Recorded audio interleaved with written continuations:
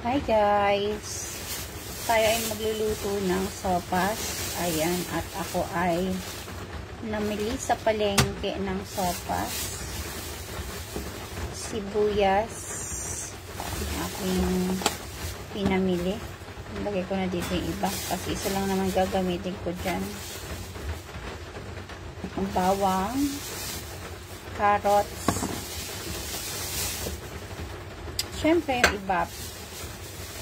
At yung nakabalot na gulay. Ito na lang binili ko kasi wala lang para mas makatipid tayo.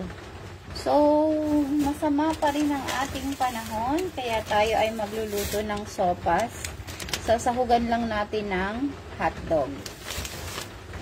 So, maghiwa na tayo ng ating mga gagamitin. Wala tayong may content ngayon kasi hindi tayo makalabas ng bahay. Hindi tayo makabuelo. Laging sa loob ng bahay ba? Dito na lang tayo sa loob ng bahay at i-enjoy natin yung moment na kung anong meron tayo. Ayan, pasalamat na lang tayo at safe tayo. At syempre, kung may kakayahan naman tayong tumulong sa iba na nangangailangan ngayon ng tulong, ay tumulong po tayo. So guys, ako ay magluluto ng sopas para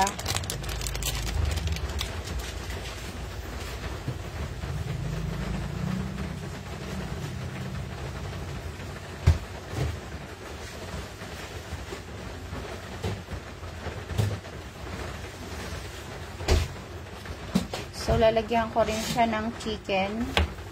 Ito na yung aming tanghalian.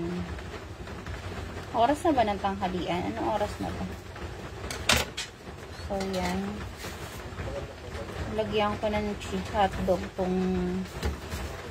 para tipid-tipid tayo ngayong panahon ng tag-ulan. Yan, naalala nyo ba yung kwento ng tipaklong at ng langgam? Kapag ka naulan, naaalala ko yung kwento na yun. Sino pong nakakaalam ng kwento ng tipaklong at ng langgam? No? So, huhugasan ko muna ito.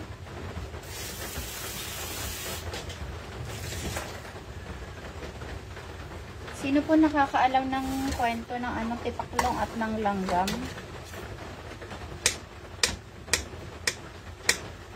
Iwain lang natin tong hotdog. At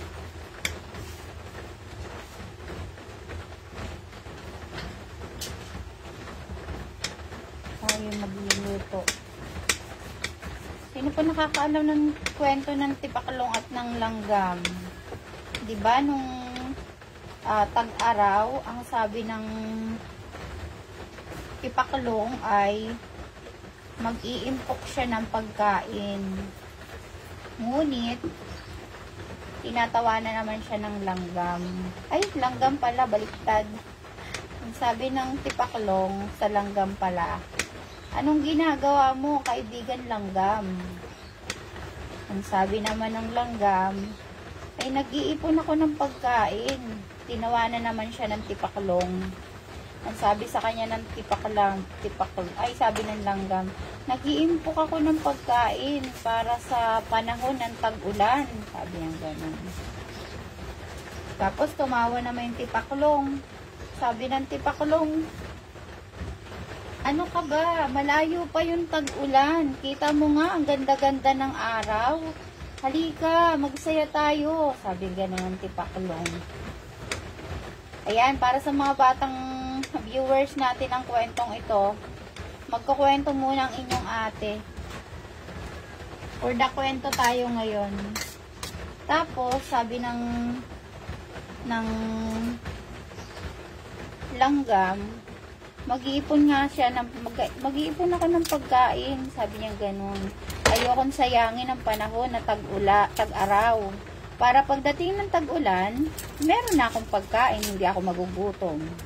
Tinawanan siya ngayon ng tipaklong. Sabi niya, ha ha ha, tatawa. Sabi niya ganon. Basta tumawa yung tipaklong, tinatawanan si Langgam. Ganda-ganda ng panahon ngayon. Sabi niya ganon, hindi mo i-enjoy. Halika, sabi niya, maglaro tayo, sumayaw tayo. Ngunit, hindi nagpadala si Langgam. Kundi, nagpatuloy siya sa kanyang pag-iipon ng pagkain. Hanggang dumating yung isang araw ng tag-ulan. Ayan. Kapag umuulan na, aalala ko yung kwentong yan eh. Natotoo naman na kapag umuulan, ay ang hirap lumabas, ang hirap magtrabaho, ang hirap gumawa sa labas ng mga gawain natin na pinagkakakitaan. Kaya, kapag may time tayo at may kakayahan tayong gumawa, kapag oras o araw na merong panahon na tag-araw, ay gumawa tayo ng gumawa. Kasi kapag kapanahon ng tag-ulan, tayo naman ay magpapahinga, di ba? Tama po ba 'yon? Lipat ko lang dito yung camera ko. Yan, para nakikita nyo. Tama po ba 'yon? Kapag panahon na ng tag-ulan, kagaya ng tipaklong, na hindi siya nag-impok, inuna niya yung paglalaro, inuna niya yung pagsasaya, edi nung dumating yung tag-ulan, edi wala siyang nahita, di ba? Ganon din po yung lesson no, na gustong iparating sa atin, na kapag oras ng tag-araw at may kakayahan tayo na gumawa ng mga bagay para tayo ay mag-imbak po tayo. Para pagdating ng mga panahon na kailangan natin, halimbawa, nagkasakit tayo or katulad nito, hindi tayo makalabas. Or halimbawa na, dumating yung time na matanda na tayo. Tapos wala na tayong kakayahan na magtrabaho. At least meron tayong naitatabing pera. Ayun yung lesson doon sa tipaklong at sa langgam. So, sama-sama po tayong mag-ipon habang tayo ay may lakas pa. Gandahan nga ngayon, marami ng mga pinagkakakitaan tulad nitong social media, di ba? Itong FB, dati hindi ko alam na kumikita to kasi ang akin dati ang paggamit sa akin dati ng social media is for ano lang, for enjoyment, ganon, for communication. Tapos pwede pala siyang gamitin na pagkakitaan, no? Yung pala. Ngayon ko lang na naranasan, na pinaranas sa akin ni Meta na sumahod ako. So, na-enjoy ko. Pwede pala ako kumita dito na hindi ko pala pwede sayangin. Ganun.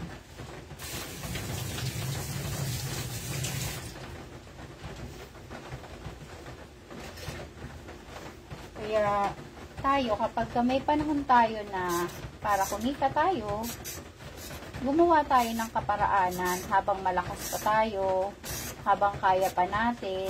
Huwag natin sayangin yung ganda ng panahon para hindi pagkakitaan. Diba? Kaya ako'y nagpapasalamat sa mga follower, mga nagko-comment, mga nagre-react sa video ko dahil isa kayo sa magbibigay sa akin ng pagkakakitaan, diba? So, dito sa social media, tulungan lang naman po ang kailangan natin. Para lahat ng goal natin ay makamtan natin. Kasi isa lang naman yung goal natin, diba? Isa lang naman yung nais natin magkaroon tayo ng pagkakakitaan na lahat tayo ay kumita dito. Na para tayong langgam na mag-iimpok tayo sa panahon na kaya pa natin gumamit ng social media.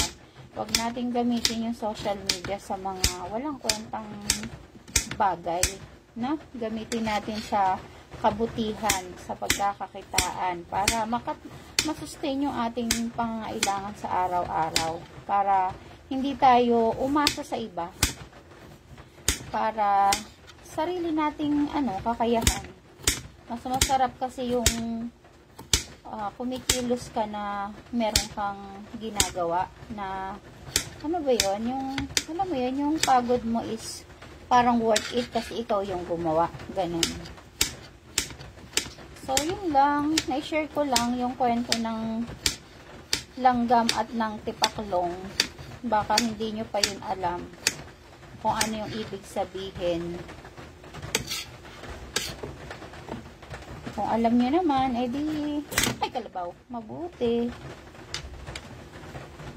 Kasi kapag ka naulan nga, naalala ko yung kwentong yun. Dahil literal naman talaga na hindi tayo makalabas kapag ka umuulan. Hindi natin magawa. Kaya dapat mag-imbak na tayo kapag ka may panahon tayo mag-imbak. Mag-impok tayo kapag may panahon tayo mag-impok. Para hindi nasasayang yung araw natin. Good morning sa aking viewers. Si Arvin Legasti. Alam mo ba yung kwento ng langgam at tipaklong din?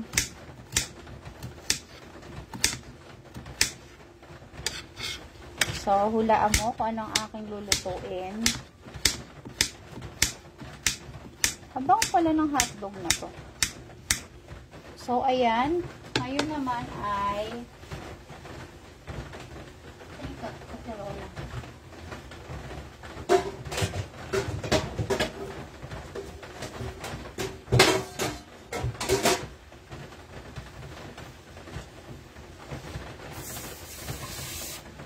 Masarap sana to kung may butter eh. Kaso wala akong butter.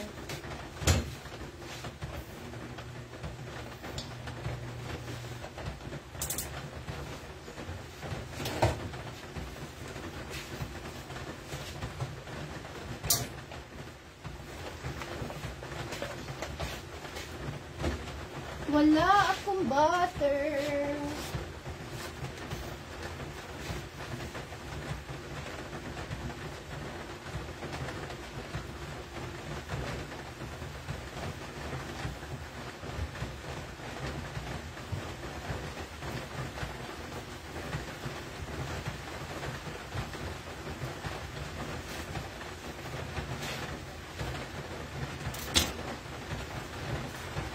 So, dito na tayo, guys.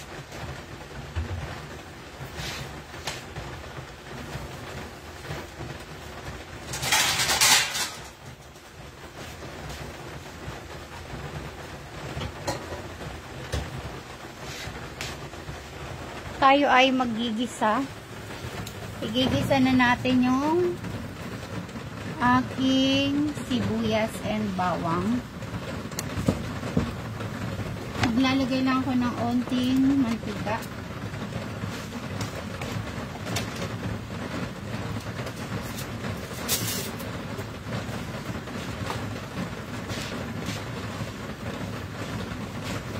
And then, ilalagay ko na yung bawang at sibuyas. Pag-isahin na natin.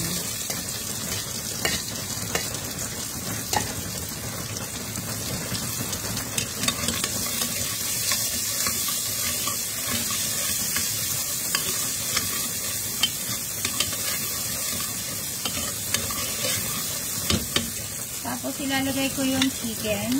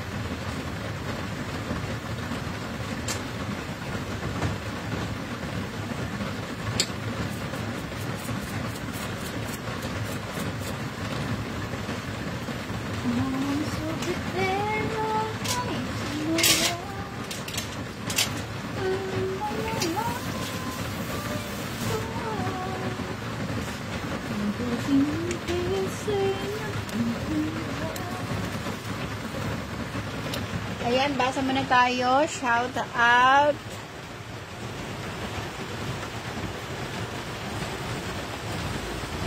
Kuan. Sopas. Sopas in nga aking luluto. Yan na.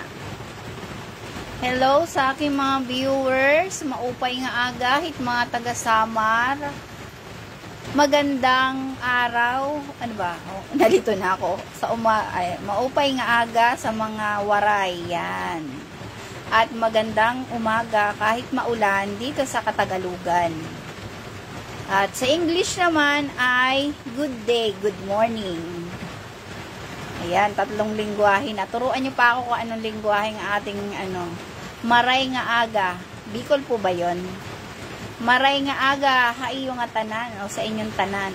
Hindi ko alam kung ano yon, kung Bicol or Mindanao, yung ganong maray nga aga. Basta alam ko lang is waray. Maupay nga aga. Thank you sa mga viewers, sa mga sumisilip sa aking live. Ngayon ay masama pa rin ang panahon. Kaya tayo mag-ingat at magpahinga. Naabutan niyo po ba yung kwento kong about kay Tipaklong at kay Langgam? Ayan, kapag umuulan, naaalala ko yung kwentong yan, si Tipaklong at si Langgam. So, for today's video ay magluluto tayo ng sopas. Ito na yung aming pananghalian at merienda. Kasama na ang almusal din. Isahan na lang para wala nang gastusan at isang lutuan. So, yan lang yung sahog ko. Ay naggisa na ako doon ng bawang, sibuyas at yung chicken.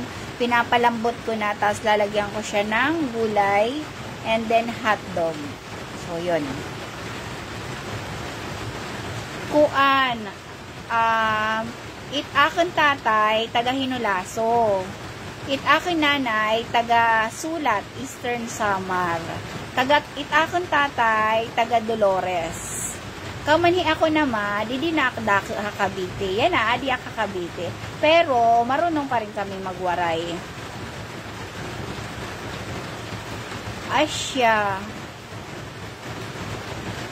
Asya nga ni, at kay maupayin nga, ikaw po, taga-diin ka.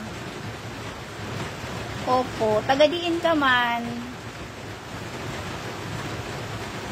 Madam Mary Jane De Paz, taga-diin ka po. Ayan, shout out po sa iyo. Salamat po sa panonood at pagsilip sa aking live. Thank you din po sa pag-follow at suportahan lang po tayo dito sa FB. Dati po, hindi ko po talaga to kinakarir kasi ang purpose ko po dati sa FB ay pag-aano ko lang, pagtitinda. So, dati po kasi nagluluto-luto ako eh. Gumagawa po ako ng mga ulam, mga kakanin, mga pang-almusal. Tapos, nag-online selling po ako. Tapos, hindi ko siya, kumbaga, nababiolation pa nga po ako eh. Kumbaga, hindi ko siya talaga kinakarir. Until na pinasahod ako ni Meta, pinatikim niya ako. Sabi ko may kitaan pala dito, ganito pala ang dapat gawin. So, ayun, na dapat pala ay nakikipag-engage ka, 'di ba? Na dapat ay hindi ka, dapat namamansin ka para lumago, tsaka lumaki yung page, FB. Tsaka, ang natutunan ko dito is, hindi ka dapat, yun sa'yo lang, hindi ka dapat makasarili. Dapat tutulungan mo din yung kapwa mo content creator, ganun. So, yun lang, natuwa lang ako kasi, tayo rin yung gagawa ng sahod natin dito. 'Di ba? Sayang naman kung nandito ka na lang din naman sa social media world, di gampanan mo na, 'di ba? Taga Leyte. Okay. Marami rin po akong mga kamag-anak or kaibigan na taga Leyte. Yung isa ko po ditong kaibigan, yung pastora namin, taga Leyte po siya. Yan. Parang parehas lang din naman po yung salita natin, 'di ba? Yung Waray at saka Leyte, parehas lang din po. Parang yung Leyte, kung di po ako nagkakamali, ay halong Bisaya at Waray. No? Tama po ba? Hello, Tamila. Ayan. So, yun lang po yung aking na-share ngayon. Dahil ko na nakwento, no? Ang kwento ng tipaklong at ng langgam. Tapos about sa pagluluto, about naman sa social media. Diba? Sayang din naman kasi kung di natin napapakinabangan. Nandito na lang din naman tayo para makatulong din tayo sa mga nangangailangan. Ito po yung paraan na gamitin natin. Diba po? Para tayo ay makatulong sa kanila. Yan. Kasi ako po ay dito lang sa bahay din, yung mga rakit-rakit ko lang. Tapos, syempre kapag may nahingi po sa atin ng tulong, tapos hindi tayo makatulong, masakit po sa kalooban. Kasi nga, wala rin naman po tayong pantulong. Pero dito sa social media, kapag ito po ay umunlad at sinitiyagan natin, di ba, makakatulong na po tayo sa iba. So, ayan, kumukulo na siya at tinanggalan ko lang siya ng takip para makita nyo.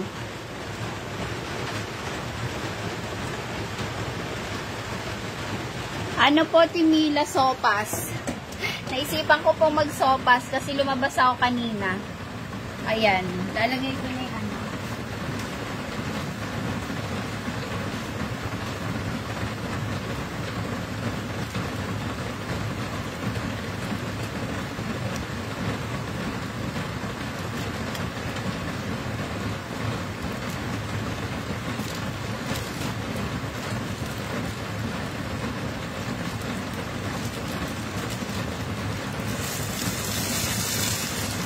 hindi ko siya ubusin kasi baka umapaw. Baka sumobra. Hindi ko alam kung kakasya dito tong kalahating kilo eh. Aray.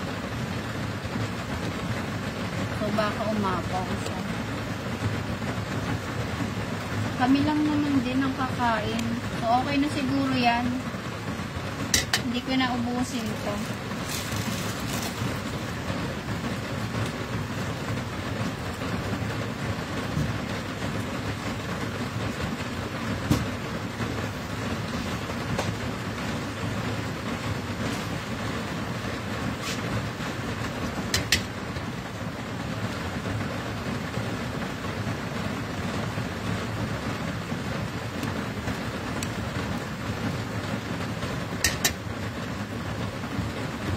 Lalagay ko na rin po itong carrots tsaka yung sayote.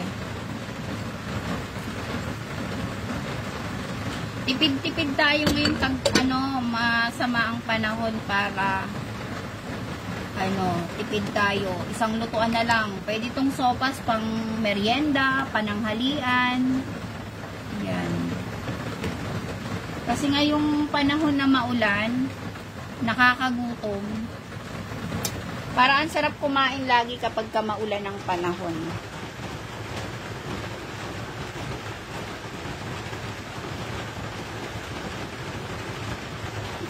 Wala ko te, kung malapit ka lang po dito. Kanina pa ako dito namimigay sa kapitbahay namin. Una ko niluto, mais. Bumili po ako sa palengke. Kasi nakapamalengke po kanina, wala kasi kaming pang-almusal. At nare-request nga po nitong mga anak ko na magsopas daw kami. Gusto pa nga nila magchampurado, hindi na ako nakabili.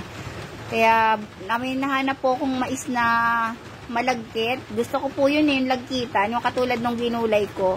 Tapos yan, binigyan ko si Ami, sila Pastor. Inanuhan ko po sila ng ng mais. Binigyan ko. Kung malapit ka lang po, nako, lagi rin kitang bibigyan, te. Ikaw pa ba?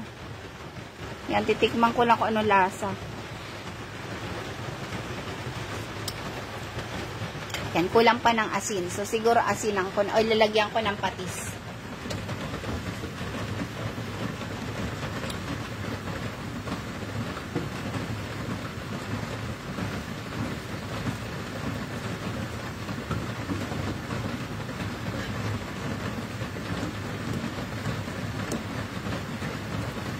Lalagay ko na rin tong hotdog para maluto siya. Hindi ko na pinirito yan. Yan ang aking ulam for today. Our pagkain for today. Kasi nga maulan ng panahon. Kaya ako na lang po ay nagsopas para pangkalahatan na to. Merienda, kahit matulog ako, at least may pagkain yung mga anak ko dito. Kasi yung, sabi ko nga magda-diet ako kaso bukas na lang. Maulan yung panahon, masarap kumain at matulog Bukas na lang uli ako magda-diet.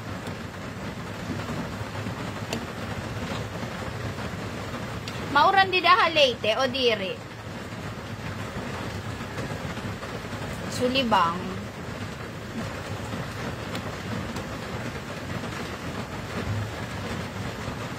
So, yan ang ating sopas for today. Lalagyan na lang natin ng gulay, tapos lalagyan na lang natin ng ibap.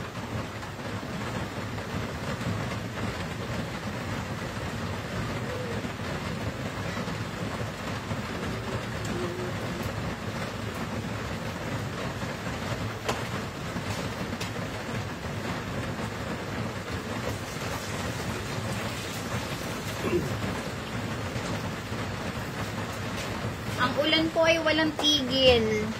6 days na tayong inuulan.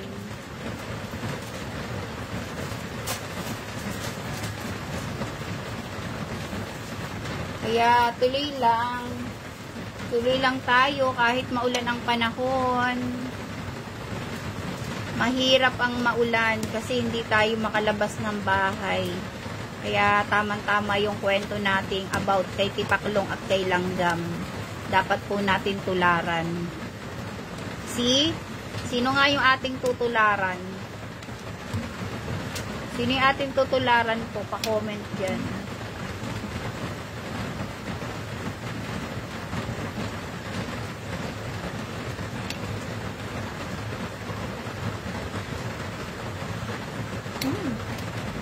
Ang sarap.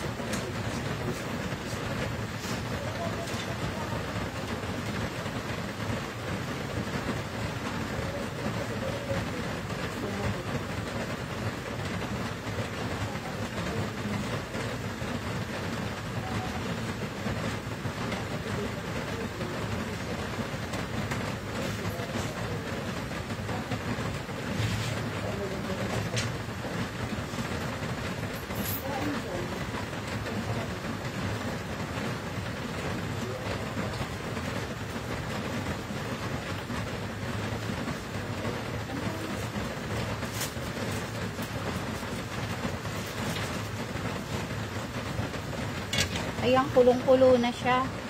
Naantay ko na lang na maluto yung yung pasta. Ninaan ko na rin ang apoy. Kasi gusto ko yung yung hindi masyadong alsang-alsa yung pasta. Kasi hanggang mamayang hapon lalaki pa po yan.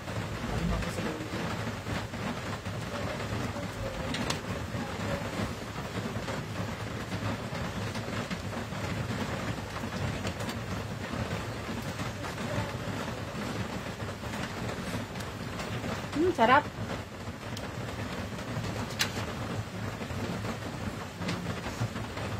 Ang sarap.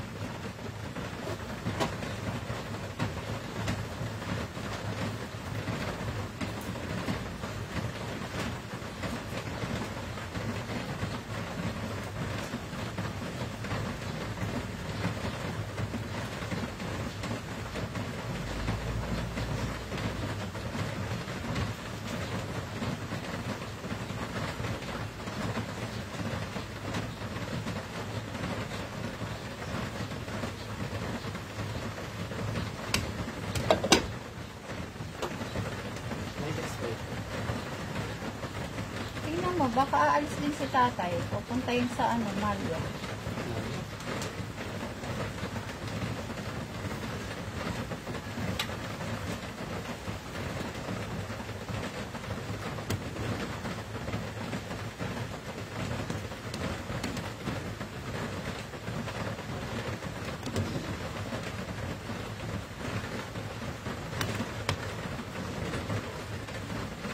Kasya pala dito ang kalahati. Siguro.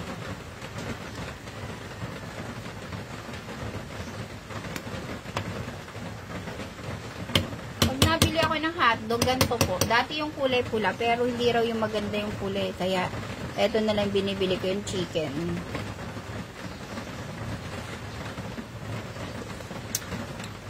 Sarap.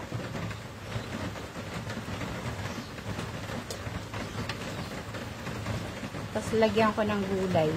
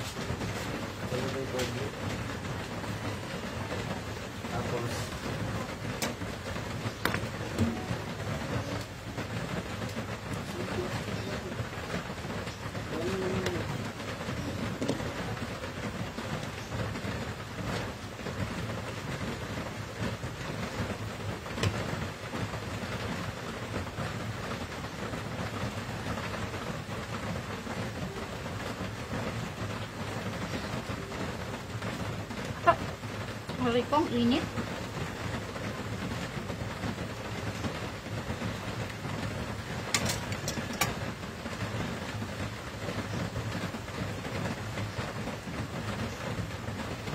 Hello, Emma May. Shout out kay Emma May. Salamat sa panonood. Ayan ay sopas. Sopas yan, sisi. Ang aming almusal, tanghalian at pangmeryendang pagkain. Isahan na lang ang aking ginawang lutuan para hindi maaksaya. Dahil nakakatamad lumabas na yung panahon. Maulang morning sa inyong lahat. Enjoy the day kahit maulan.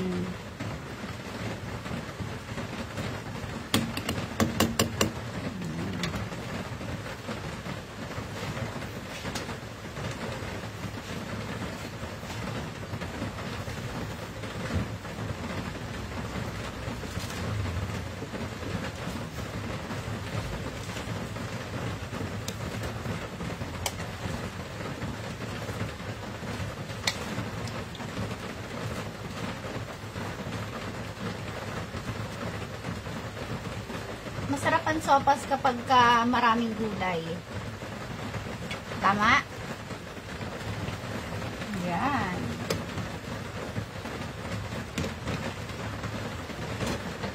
Hindi ko na siya papalaputin pa kasi, ay papaalsahin pa kasi, kapag habang lumalamig yan, aalsa pa po yan. Kaya sakto lang yung medyo matigas pa siya, para hindi naman siya malabsak. So, ayan na, lalagyan na natin ng ibap. So, mukha na ba siyang sopas?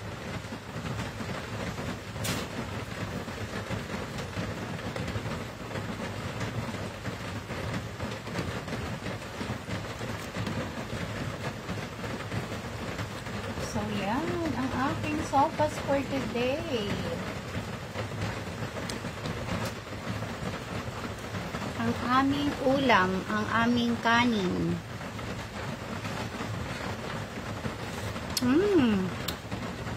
Ang sarap. So, ayun na, kakain na tayo. Ito na yung ating sopas.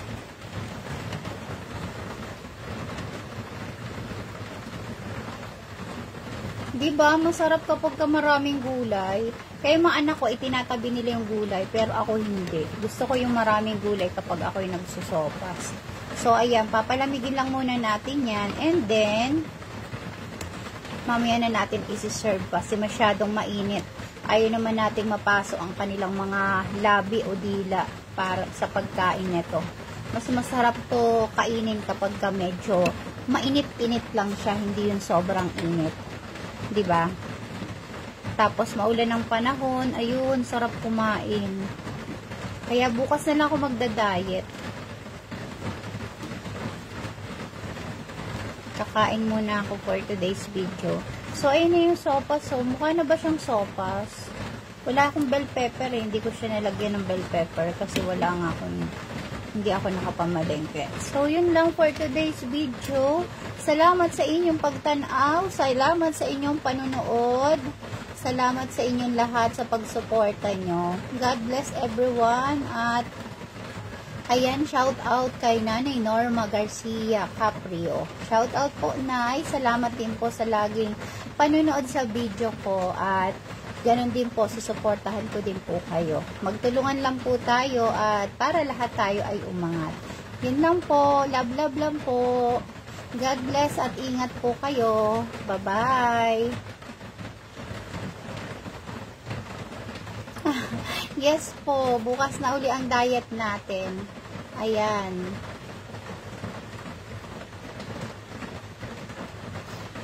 Nasisira ang ating diet dahil maulan na ang panahon. So, ayun lang ang ating video for today. Bye-bye and God bless everyone. Ingatan po kayo ng ating Diyos. Bye-bye.